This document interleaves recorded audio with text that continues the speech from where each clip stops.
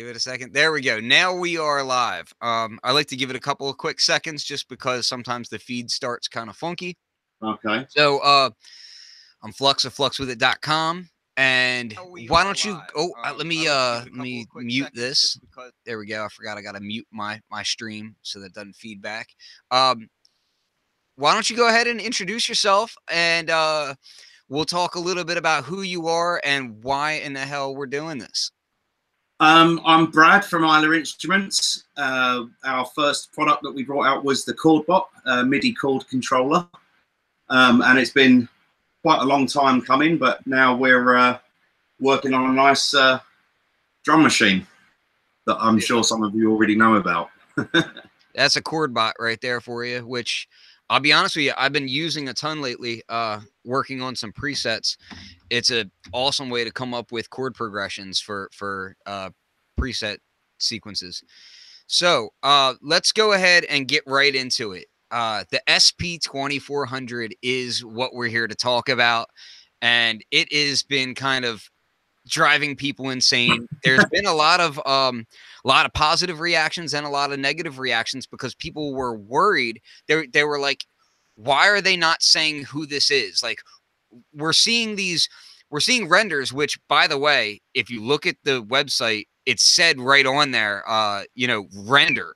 Like, Yeah. like I put in the caption that they were renders. I was kind of blown away at how many people were arguing over whether or not they were renders when it said right underneath the picture. People get really, really upset. Yeah, that kind of, I don't know, like, but that's the internet for you. You know, so let's first get into why you didn't come out and say that it was your company right from the gate. Well, there was a few reasons really, but the main reason is there's only really two or three, well, there's three of us, but really only two of us at Isla Instruments that are sort of at the public face. And the biggest thing that I was worried about is my inbox and, you know, just getting flooded with, oh, you know, what's it going to do? What size batteries does it take? Or, you know, all these questions. And at the moment, there's just we haven't got the headroom to answer all of that stuff, you know. So I wanted to just keep it under the radar for a little bit. But it's also fun at the same time, putting it out there and have a little bit of mystery behind it. It gets people talking, and you know, there seems to be a bit of a culture of leaks going on at the moment, and you know, the little teasing little photos, and I've loved it myself. I'm like, oh, what's that? Like zooming in on stuff, and so yeah, it was a lot of it was just a bit of fun as well, and it was fun, wasn't it? Yeah, you know, one thing that I would say is that some people will enjoy the fun. A lot of people enjoy the fun. Yeah. Actually, I would say the majority seem to enjoy that. Like, they enjoy the mystery. They enjoy. It's kind of like a break from work. Like, you should be working, but you know, you're online and you're searching the forums and you're trying to get a little bit of info here and there. You know, and this is definitely not the first product that I've seen where like I've been aware of it for like months on end, and then little leaks come out and I get to just kind of like watch in the background, like, oh, look, they think it's this or they think it's that. Some of the coolest guesses that I was seeing was one person was guessing Maleko, which I thought was actually a pretty interesting guess because you know, Maleko has a tie-in with certain chips and whatnot, and the way that they manufacture that would be pretty cool.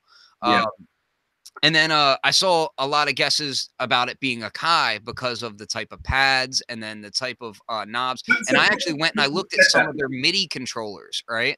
Yeah. And if you look at certain MIDI controllers, there's I want to say it's like an MPX or something like that, MP8X or something like that, and I was like, man, yeah, I could kind of see where they're getting that from. But at the same time, I was really excited to be like, I can't wait till you know, let the cat out of the bag here. So the people that got really upset about it, I'm sorry, come on, lighten up a little bit, you know? But there we go.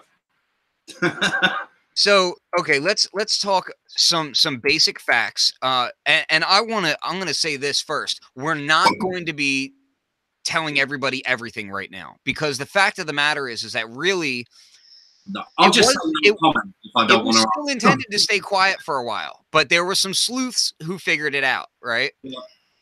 So it's still extremely early on, and because it's still extremely early on, you're not going to get every little bit of information that you guys are going to want right away. Yeah. And what happens when you give out too much information too early is things change, people get upset, or it takes a while to get to market, and then people start calling it vaporware and they start having these issues. If you remember what happened to the Beat thing before that thing released, that was huge drama. Look at some of the Behringer products. They talk about products, in my opinion, a little bit too early sometimes, and it causes a lot of drama, and then also the hype gets kind of, screwed about, No, I mean, it was definitely really too early for me to talk about this, but there was also a few other rumors I was hearing that Behringer were doing it, and that there was somebody else doing it, and I was like, I'm just gonna, we'll just let people know we're working on it as well, But Number one thing that we're getting asked is price. So we'll go ahead and we'll discuss that first. And again, just I want to straight stress, out there with all the this is difficult mega questions. early. So all right, so let's just say this. If everything goes the way you want it to, Yeah, what kind of ballpark are we talking about? we're looking at under $1,000. Okay. And I that don't gives us really a ever nice. want to make instruments that are more than that. Sure. Yeah. Now, under $1,000, let's $1,000 also, on the credit card. well, let's talk about, what under $1,000 might get us. So let's talk about construction wise. So you had talked to me, and I'm gonna go ahead and say this out here. We had talked a little bit previously, and you said, yeah, I don't want to do plastic. No, I mean, so this is my second rodeo now, so to speak. And the first time around that I did a Kickstarter campaign with Cordbot, and it was great. Plastic's such a difficult thing to the iterative process of it, and having to go back and blah, blah, blah, and keep doing this. It gets frustrating, and it's expensive, and it's also if there's mistakes made, they're super expensive to fix. And I just, I want to work with aluminium or steel, but we're definitely going to go with a metal construction. This thing's going to be built like a tank, basically. I want it to be getting smashed about and living up to a name of, this thing can take a good beating. That's important to me. Another thing I wanted to ask about is, do you have any information for us as far as like, okay, what is this thing running on? Like, processor or anything like that? Is it too early to talk about that, or is that something that we can talk about? It's not. I mean, I'll be rather vague about it, but what I will say is that the underlying microcontroller and everything is way over-spec'd. That's something that I wanted to do, and actually, one of my developer has said, it's like you don't need it to be this powerful. I'm like, I want it to be this powerful because down the line. We've got loads of headroom then for anything we might want to introduce in updates and stuff like that. That makes me so happy. Quite over-spec processor, loads of memory. As a Dave Smith Instruments Tempest user, that makes me so happy to hear, because that thing was like, they released that thing with like just enough to do what it needed to do, and not enough memory to do anything else. I've heard that tends to be the trend when companies are bigger, or there's these. Everything gets released with the absolute minimum it can be viable to get away with, to keep product costs down. But I think for smaller guys like myself, you want to just, it doesn't, you put a few extra bucks into the thing in the first place and have an overspec processor, and then you've got some headroom, you've got some space to move around with. But so this product, how long have you been developing it? Believe it or not, the idea to do something like this was not too far after the Cordbot. And there's actually been a couple of other projects that haven't been shelved, but they've been put on pause, that we'd also been working on. Some of the customers from Isla Instruments already know that there's been a few other sort of quirky projects in the works. But I think really started sort of putting the wheels into motion and putting pen to paper around August time last year.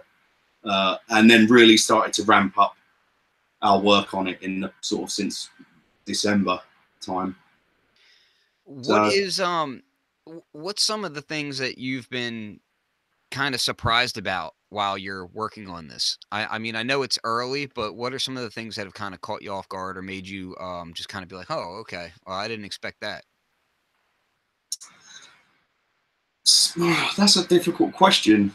Sometimes how difficult it can be to pull off something that was done 30 odd years ago. You'd be surprised at how clever stuff was. Uh, but no, it's got, I've got two really fantastic developers. So between us, they put up with my crazy ideas and sort of sometimes have to rein me in a little bit. No, come on, we can't do that. But by and large, everything seems to go pretty reasonably smoothly. So it's not been too bad.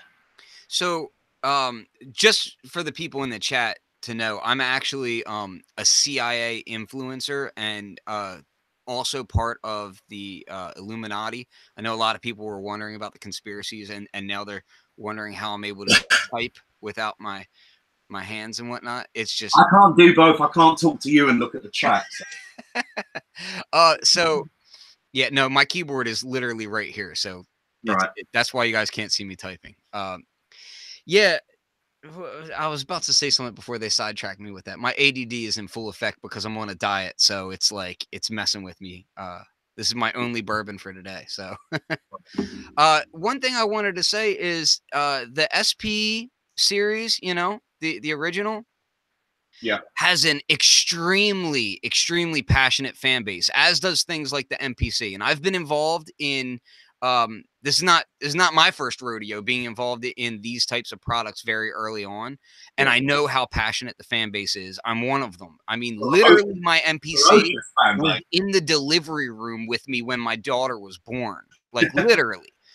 So I understand how passionate the fans are.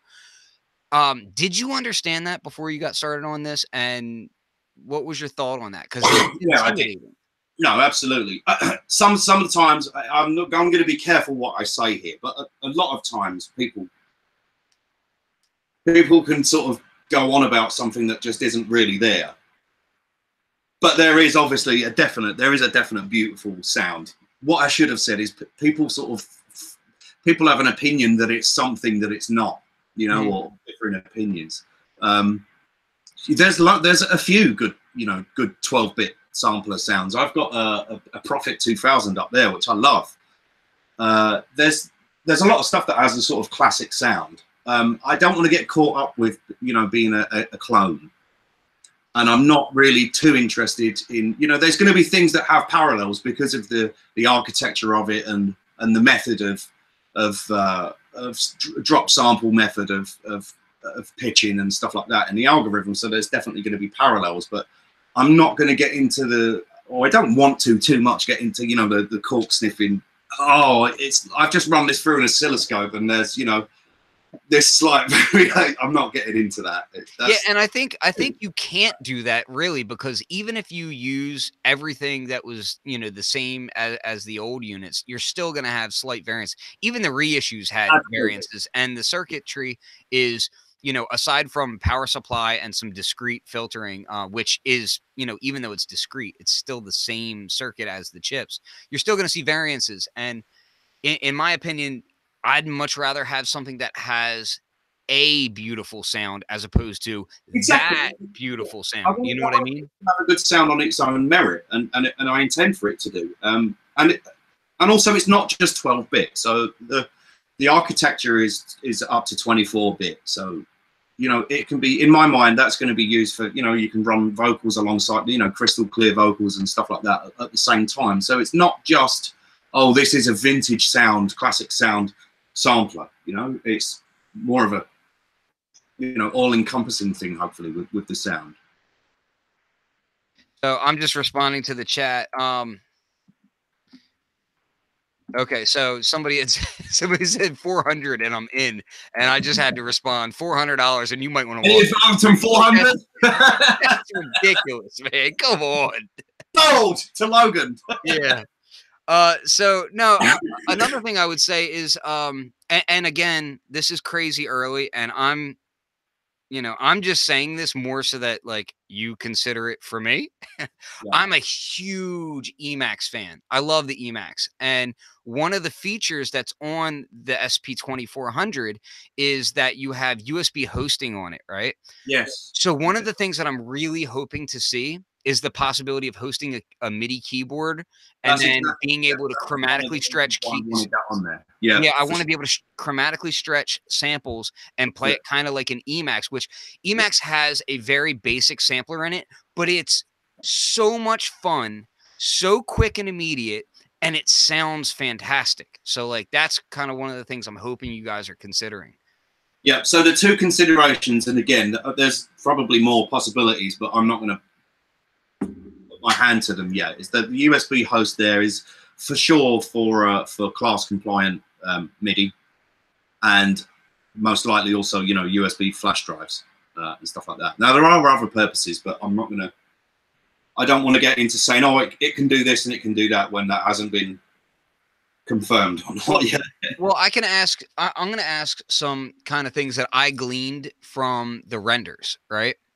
So you see the screen on the renders, and to me, it looks like it could be the same screen that's on the chord bot. Is that the same screen that's going to be on the chord bot? No, No. no. Why not? 'Cause that's Um, a pretty decent screen. That's why I'm wondering.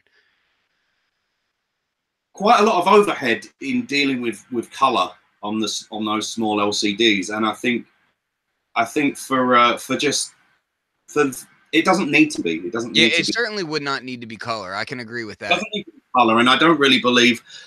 I don't really believe it needs to be a touch screen or anything like that. It's going to be a very sort of basic. I don't want there to be really much menu diving there or menu using the menu much at all. You know, it's as you see that from the layout. It's meant to just be a hands-on, not looking at menus thing. You know. So, one question that we're getting is, are you considering onboard effects? They're being considered, yes, for Okay. sure.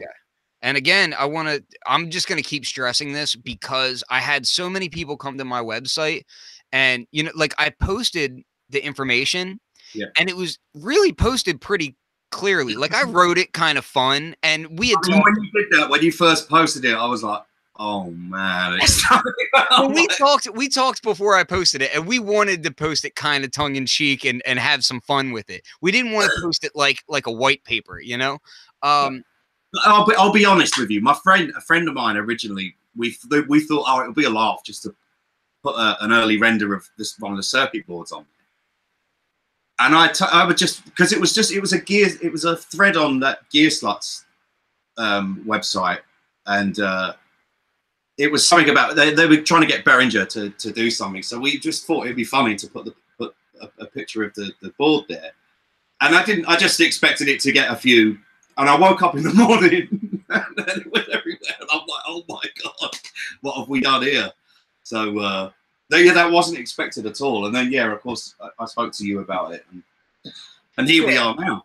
you know, and like I said, you know, we posted that we wanted it to be kind of fun. We wanted it to be kind of cheeky and just be like, oh, hey, you know, like, oh, here's a little bit of info, you know, and we knew what that was all about. But um, one of the things that I kind of wanted to glean from that is I was looking at the screen and I'm wondering, are you considering different workflows of, you know, somewhere you can see sample editing on the screen and somewhere you don't? Like a classic kind of operation mode and a more modern style also, or is it going to be just one workflow or what?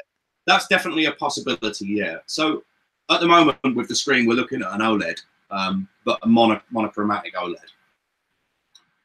All right. I'm reading through the chat too, so Look, you're drinking whiskey and I'm drinking a coffee. like I said, this is my only whiskey today. Let me be. And realistically, I don't want to say it too loud because my wife is going to yell at me because we're dieting. She cooked an awesome diet dinner tonight, so thankful for that. Thank you, Jen. Some other questions in here that I wanted to get to. The filters. Yeah. So SSI filters on it. Yes. And is it decided how many of those will be there and how they will be controlled and all that jazz? Yeah, there it's so yeah.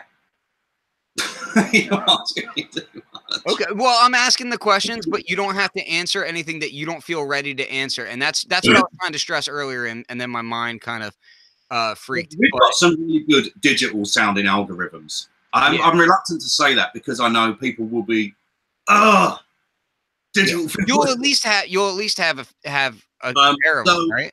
there's definitely something, there's a possibility that we can do both. Okay. Something that isn't apparent in the renders is that all of these pots, I don't know if you can see, all of the Yeah, pots. can you hold that up? Can you hold that up? Because that's something that we haven't shown or talked about. This is an early thing before we get the polycarbonate, overlays done. But the pots here are actually dual pots that you can't tell that in the render. So they're concentric shaft. Let me see if I can't. For each channel, you've actually got essentially two pots. So they're going to be for things like cut off and resonance, and also trimming loops with two pots at the same time makes for a lot of fun. But yeah, you can't see that in the render. Let me. I'm trying to see if I can pull up an like a Google image of what that kind of pot looks like because it's really hard to see it in your video. But I want to show people. Shaft pot. They're the type of pots that you find on guitars. So I'm going to show this image. This is not the exact pot. The exact pot is a little bit nicer looking than this, but I'm just going to show this image so that people have an idea of what we're talking about when we say concentric pot. Let me see if I can't pull this up and make sure nothing under NDA is going to show up. I've been very busy today. Okay, so if you look at my view here, you see how there's like a middle section to the pot here, and then there's an outside section. Basically, what that means is that you can turn the middle section, and that's one parameter, and the outside section is a different parameter. So that's what we're referring to when we talk about that. That's right, yeah. And I think that lends itself really good to pot off and resonance, or sweeping around an audio file and also changing the length of the loop that you're doing while sweeping around. There's lots of different exciting things that I'm thinking of that we're dreaming up for that. So okay, so let me. Oh, I lost my live chat. I need to find it. Oh, here it is. Okay. So I'm going back through the chat for a second here. Oh, people want to know sample time. Now, sample time is not. Is that fully decided? I mean, it's a crap ton of memory in there. Is basically what you're saying. Sample time isn't something really that anyone needs to worry about. It's more time than you need. One of the great uses that I can't wait to do with it is to actually DJ with it. So that should give you an idea. You can re-trigger and do pitch, because we can pitch live, real time. For me, at least, it would be real great fun to actually DJ on the thing. And hey, so that gives you an idea of how long you can stack up in there. Does it have DIN MIDI as well? Yes. Okay, because that's one of the things that I'm one of those guys. Don't worry, I'm one of those guys that I'm not prepared to completely let myself go to mini jack MIDI. No, yeah, it's full MIDI and MIDI over USB. All right, I'm just trying to, like, the chat's kind of going crazy, so I'm trying to go through and pull out some questions from it. And looking at this at the same time. So. People want to know, does it come with stickers like Electron? More importantly, will it come with candy? I'm not Sweetwater. Come on. Yeah, I'm just hungry. I'm on that diet. It's killing me. Let's see.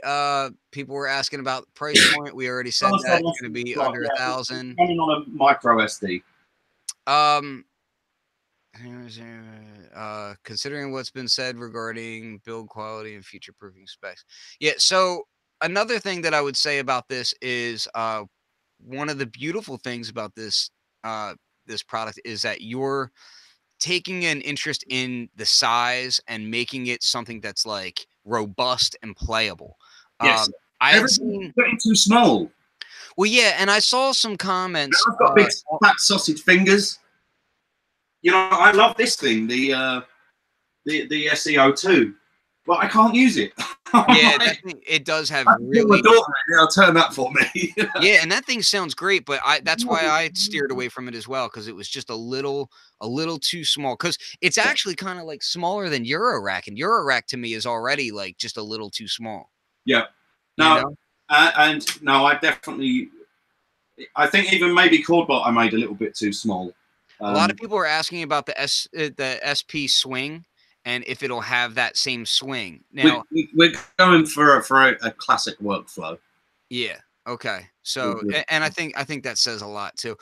Yeah. Also, something that I would say that is really important to note, especially for the internet out there, is that again, this is more of a spiritual successor. It's something that's taking heavy I love that inspiration. turn of phrase, spiritual successor. It's Yeah, and then moving that forward. So a lot of the features, while they'll harken back to the original, are also trying to improve upon that. Because since then, there's been a lot of improvements that won't make, the curmudgeons upset. That would, if they take 5 seconds to try them out, they'll probably really enjoy. I was that way when I switched from an MPC to machine.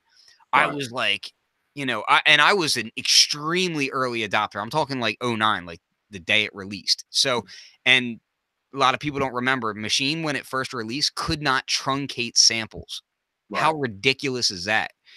But you could see the writing on the wall that, hey, this is something that's going to be the future.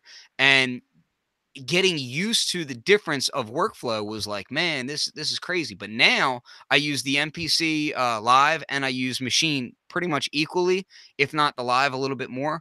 But I can tell you that new workflow from the machine, I like more now because it's much faster. So like there's improvements that can happen as Yeah. long as they don't get in your I mean, workflow way and speed you up.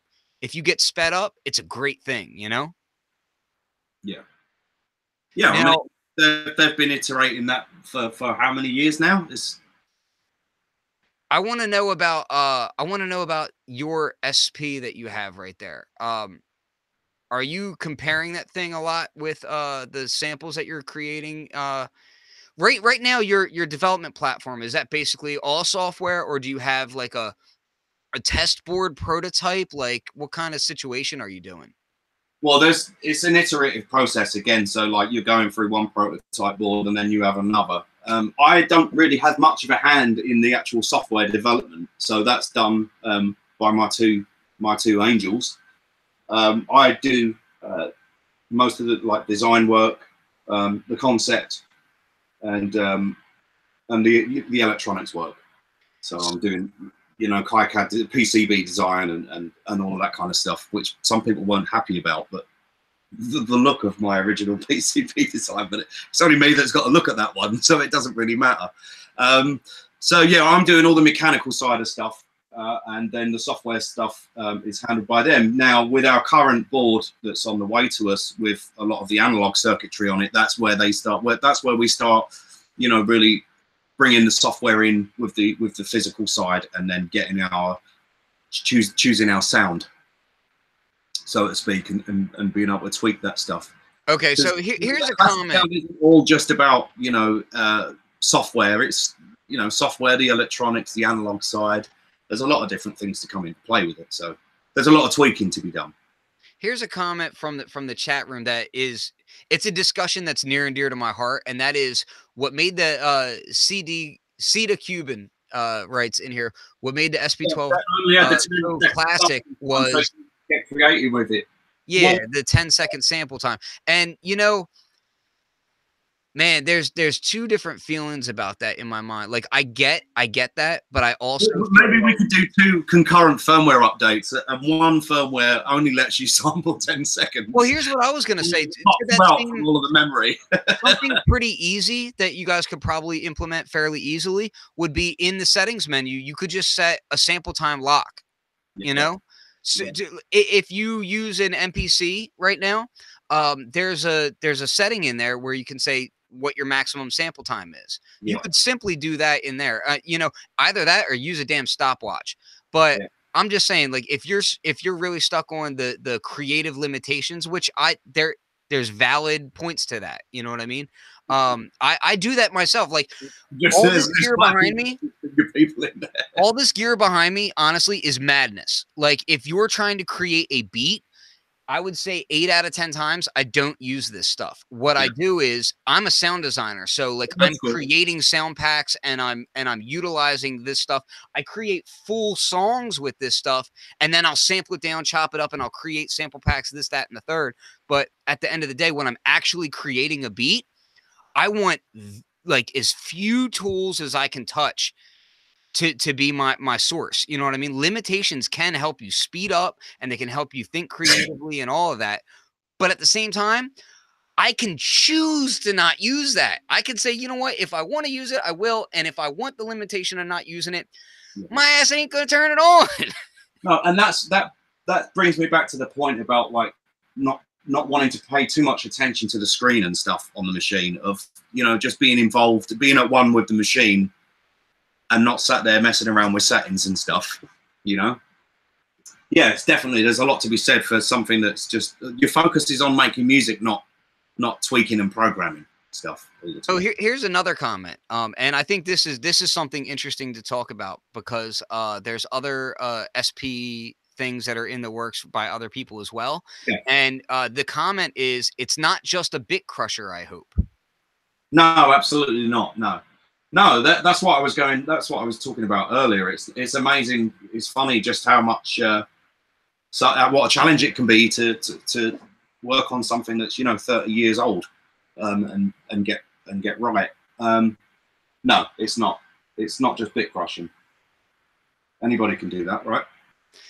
Yeah. So I see another comment in here, and I want to get back to this. That's I'm not not going to touch on this. A bit crusher effect in there in DSP afterwards, because that can be useful as well, but like bit reduction as a plugin. But no, the whole aliasing sound comes from not having interpolation on when you're pitching down samples, and yeah, it's the effect of like dropping samples, and it's not bit crushing that makes that sound.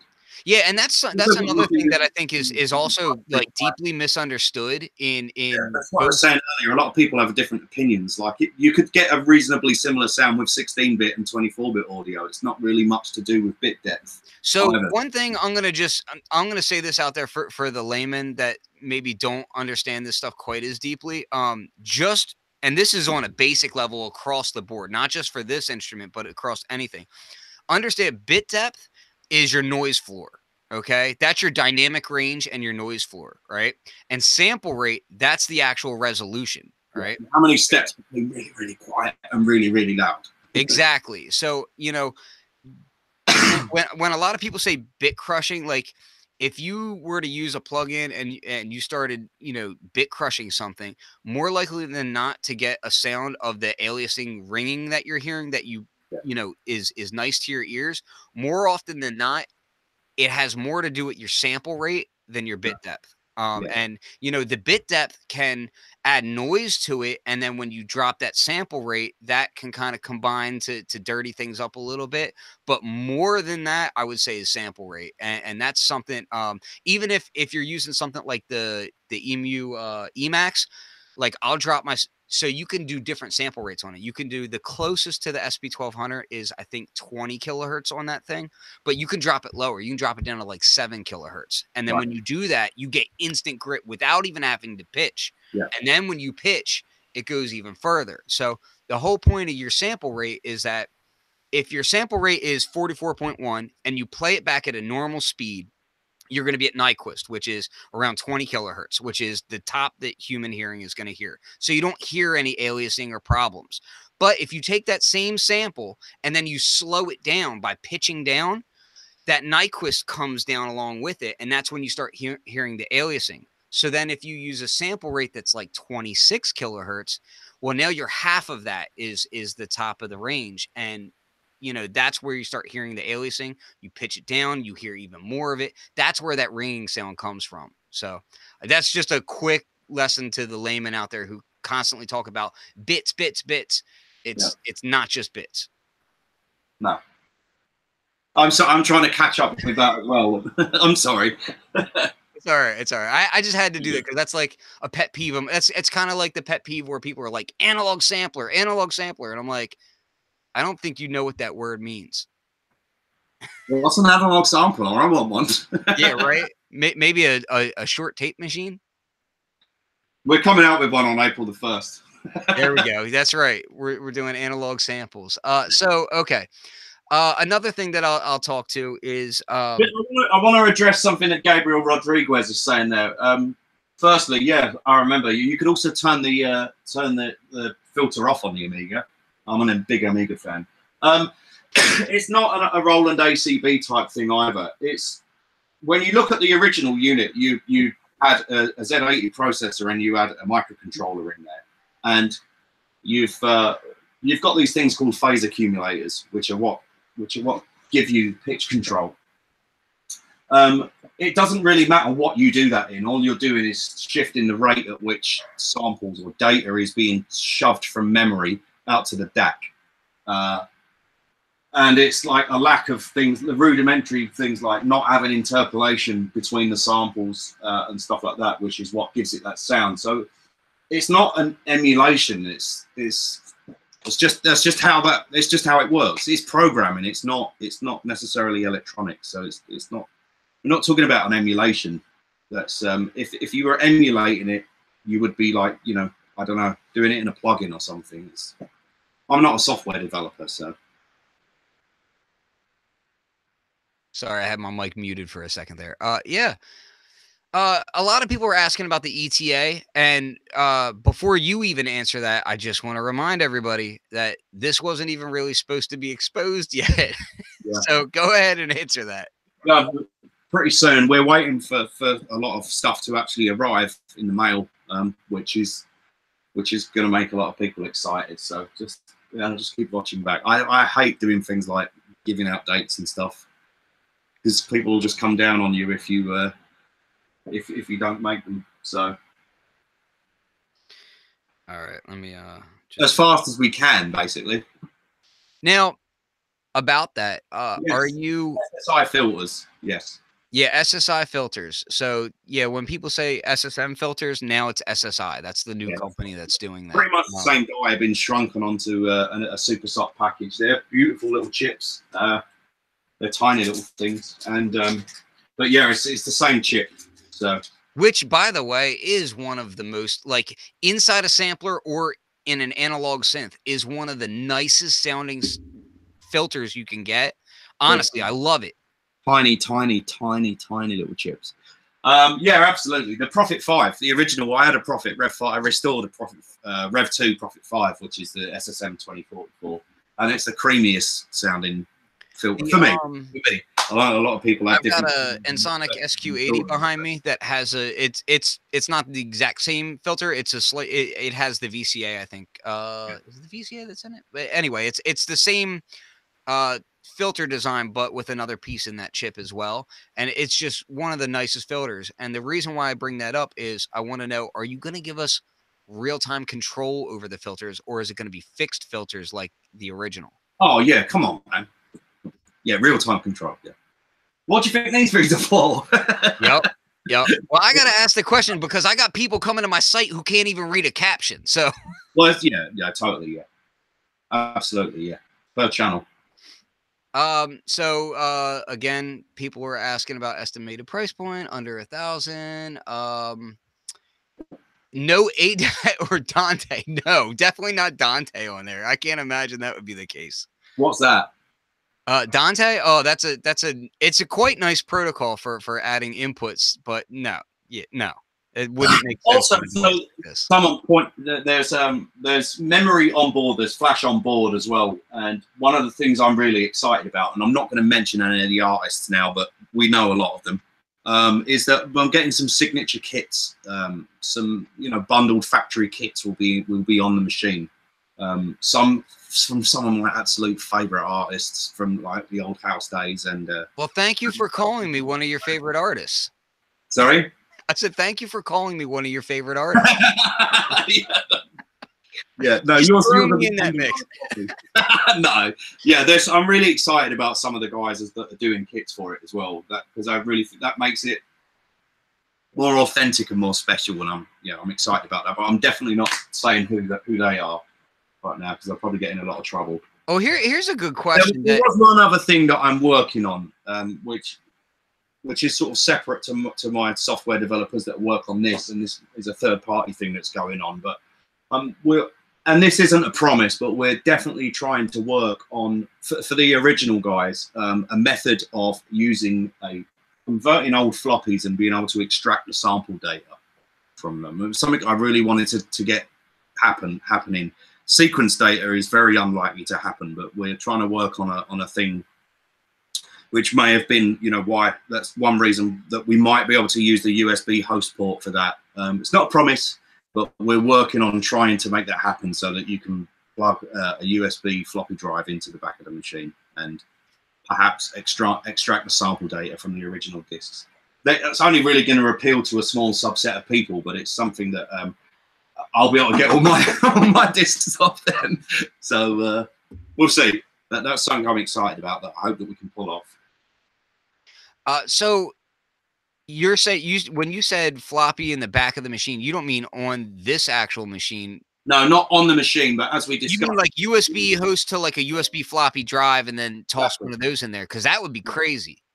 Yeah, there might be some actual technical difficulties with doing that because of the floppy disk format, but which would stop it being able to be on a USB floppy drive. What would be interesting is we're looking at it. Anyway. I'm gonna make a suggestion live on the air about this. Yeah, and that would be if it becomes a challenge for the developers to get that right.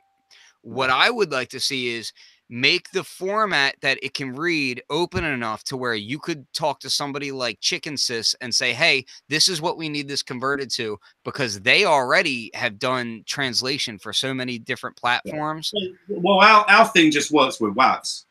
Okay, yeah.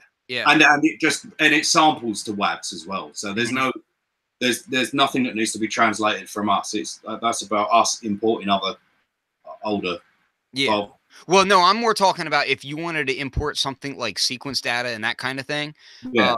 That's like my go-to company for whenever I'm translating anything to anything else is Chicken Sys. Yeah. Like, they're fantastic. Yeah, well, I mean, we're looking at stuff like Rex files and being able to, deal with Rex files directly and stuff like that for, chopped up beats and stuff like that, and detection points and stuff like that. But again, I don't want to get too far into all of that stuff, because everybody will be like, you didn't do this yet. So another question is people are wondering, will it be available in like major distribution outlets? Is that something that you're shooting for? Like, the Sweetwaters, the Guitar Centers, the Zounds, all that kind of stuff. I assume that that's early to talk about, but it is early to talk about. But I've been approached by distributors before with ChordBot. And it's not something I'm going to rule out. The problem is that I think that whole business model needs to change a bit. Distributors come to you and they're like, oh, we deal with Toman, or we deal with Sweetwater, and blah blah blah, and all this sort of thing. That's great, but they want you to deal with all the returns, and they want you to pay a third of what the thing's going to be sold for. And it almost becomes just not really worth it. I've worked for record labels for like 15, 20 years, and it's the same story there. People getting shafted out of royalties and stuff like that, and it just makes it not really worth it. And I kind of like the whole doing it yourself thing. Mm-hmm. Being independent is what I mean. So just. I've been on your website continually lately, just kind of looking and seeing what all's going on and checking out your forum and that kind of thing. I guess you're gonna have to build a SP2400 section of your forum and then just ignore it for like the next while. Super spammed and hit all day long. Yeah, I mean, I'll just go in there and drop like really trolly comments for a while just to irritate everyone. You might have to fight for buy a few pairs of Ray-Bans when you get down to the thread. That's right. That's right. Yeah, one of the things that I see people talking about in here is crowdfunding. Now crowdfunding is something you did do that with the ChordBot, right? Yeah. Is that something that you're thinking about now, or is that something where you're like, it's a little early, it may happen, it may not? Like, how are you feeling about that? Yeah, I mean, it could do. I hope that, you know, I've gained a lot of people's trust. There's a lot of people that, and they're quite rightly so, because I've been burnt on crowdfunding a couple of times, but it can be risky for people. I would hope that people have seen that, you know, I've always come true, and, you know, everybody that backed me on crowdfunding got their units. But yeah, I mean, quite possibly. I've already been asked by people that already own ChordBots and that they're on, you know, the Facebook Isla Instruments Facebook page and stuff. You know, are we going to get a discount, and are we going to get first dibs? You know, are they going to be first in the queue? So absolutely, of course they are. They've supported us, or they bought a ChordBot or stuff like that. So they're going to be, whether we decide to go crowdfunding or not. Those, all my guys there, my customers that I'm very thankful for, are going to get first. Are going to get first go, and then we'll decide if we, you know, move on to crowdfunding with it, or we just start producing this. We're not sure yet. This is a valid question. So one person in here is asking. I love your microphone, by the way. What is it? What's that? Your microphone. Oh, I can't tell you that. Oh, you got an NDA on it. No, the only reason why I can't tell you that is because I'm a cheapskate. It's not a real SH55. This was actually a present from my kids.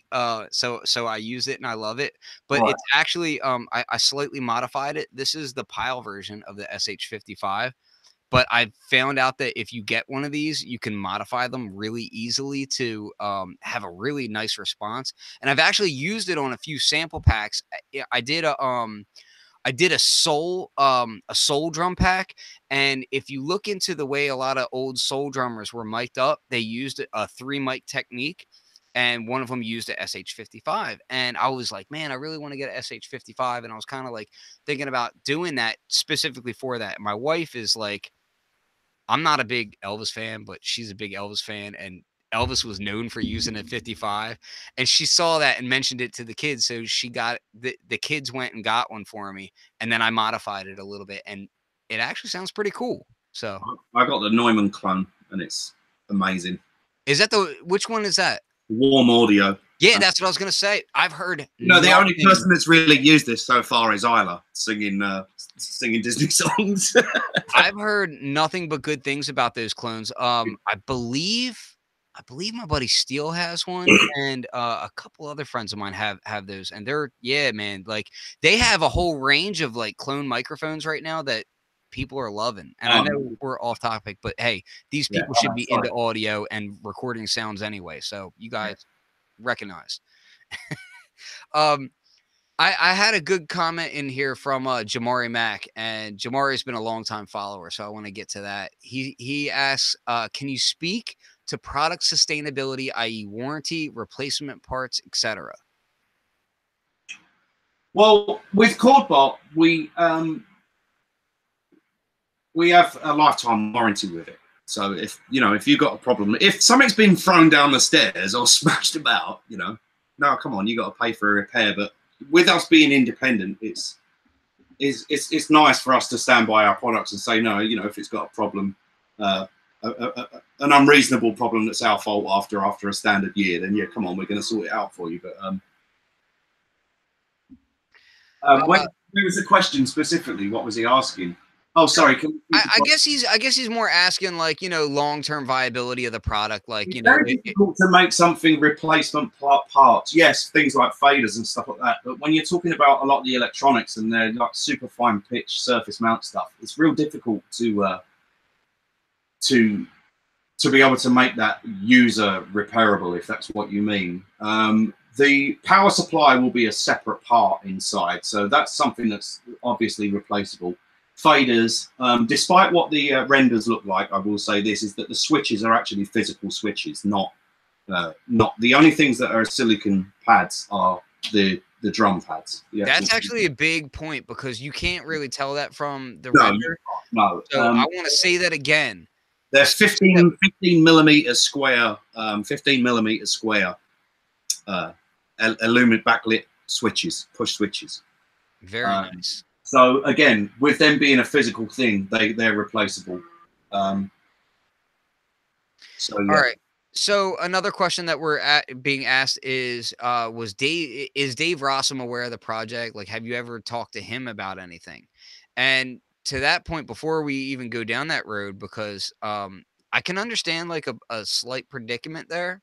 But I just want to say before we even get into this is a very different product from that. And, it shouldn't be viewed as, oh, this is a direct clone of that. Like we've said it before, but I want to keep reiterating the fact because I don't know if any issue would arise from that, but I want to make it very clear. This is a new product. Yeah, I mean, it's a completely different thing. It's I've spoke to Dave Rossum, but I believe that's mine and Dave Rossum's business. Yeah. Without trying to be rude, Dave might not want me to talk about our discussions. So sure. And that's fair. I mean, I've spoken to Dave personally. I've got utmost respect for him. He's one of my heroes, you know. Come on. Absolutely. I mean, he's one of the So like I don't get starstruck. People what I've spoken to him about. That's not Yeah, fun. I don't get starstruck by a lot of people. Like and usually it's like a lot of people are like, "Oh, you met that person? That must be amazing." And like I really don't get starstruck by like artists all that much. Yeah. But man, getting to talk to Dave Rossum is like yeah, come on, it's amazing. Yeah. That's like shaking God's hand right there, man. It's pretty damn cool. That guy has done so much for synthesis, for sampling, for so much. And, it's nothing but respect for that guy. So, I've had him. And I love nothing more than seeing photos of all those guys together. There was an amazing photo of them at NAMA a couple of years ago, and you've got the whole Rat Pack there stood with each other. And you're like, they've all like nicked each other's designs in the past and done this to each other and done that to it, and they're all there like, hey. And that's one of the amazing things is so if people watching this aren't aware, I did an interview with Dave Rossum a while ago on Synth Summit Show. So Synth Summit Show is all one word, and then you could just type Rossum or Dave in there and it'll come up. And it's a mighty long interview, and it's, man, like it was so much fun. But I say that because if you watch that interview, you'll get some information about all that kind of stuff and how he kind of tends to view if I think for a lot of these guys, they're not really interested in they were trailblazers. And yeah, so exactly. And and although a lot of us are from specific musical genres and stuff like that, revere things because we project our own emotions onto gear, for hip hop and house and stuff like that. To the inventors of that stuff, a lot of that was never its intended purpose and not massively relevant to them, I think. So sometimes, we're always going to have a different opinion on the gear and the people behind the gear than maybe what is actually true. Sometimes. So at this point in the game, we're just gonna reiterate a few points, okay, and then we'll kind of close it out. All right. We'll say that one, it's Isla Instruments. You guys are making it. s2400 is coming. It is real. I know a lot of people were saying, oh, this is fake news. This is fake news. No, it's real. Like it's happening. Excuse me. However, it's very early. This is not, a kid in a bedroom. This is, a full product that has to last for people. This is something that has to be tested. This is something that has to, be put through the ringer and back to make sure that it's a quality product for people. So don't rush it. Oh, no, absolutely not. Like I said, it's our second rodeo. So there was a lot of valuable experience gained from ChordBot. We're still improving ChordBot and still improving production processes and stuff like that. So it's always a learning curve. But there's a lot of real valuable lessons that I've learned that we're putting into this next product. So yeah, I'm really confident and proud of it. One question that I had in here, I just wanted.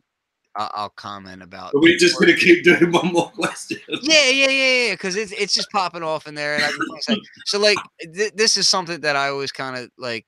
I kind of chuckle about, like, so will it have a phono preamp? It's nice to skip the amp stage; they take up room. And I'm like, well, first off, a lot of the newer turntables that people are using just for sampling, Don't listen to if Logan. that's really, if your situation is where you want to save space, a lot of them have preamps built into them anyway. So you could do that, you know, and if you use 1200s like I do, well, then your ass had better have an actual mixer. You know what I mean? So it's like, to me, that I don't like it when people include that kind of stuff into products because it just ups the price for no damn reason. Yeah. Yeah. All right. Any final words before we get out of here? Logan's asking about slap chopping. Because Logan is Logan, we're gonna answer his ass. No, we're not. Turtle court. Yo, Logan, what will happen as far as that's concerned is, you know, features aren't done yet, but I will say Turtle Core is in full effect. And if people out here are not aware of Turtle Core, get your mind right. Turtle Core. Everyone message Logan and ask him. Yeah, Turtle Core. He's the only Turtle Core producer on the s2400. That's what's going to happen. Steel wants to know if it makes grilled cheese. I'm going to guess that it probably will. That's likely. And a lot of people are asking about like hip hop legends like Easy Moby, Large Professor, Pete Rock. Is it possible that there are some amazing test drivers coming out there? That sort of goes along with the guys that are doing some preset kits that I'm so excited about because they're like legends to me, you know. I'm not going to say anything yet, but everyone knows who they are. So. Absolutely. All right. Well, listen, I'm going to say thank you so much for coming on. This has been a kind of unexpected, eventful day. Oh, by the way, happy birthday. Oh, no, man. I'm 40 in 3 days now. So there it is. Debacle that I feel about 44, though. Well, I'll tell you what, this has been a hell of a birthday weekend. Yeah, man. I know that it's been hectic. I want to say, you know, I've had one of the most quietest birthdays I've ever had. Well, thank you to your family. Nice restaurant, Turkish restaurant, and took our daughter with us, who's 3 years old, and then we were in bed by about 11. So much. That's what happens when you turn 40. That's how the 40th birthday works.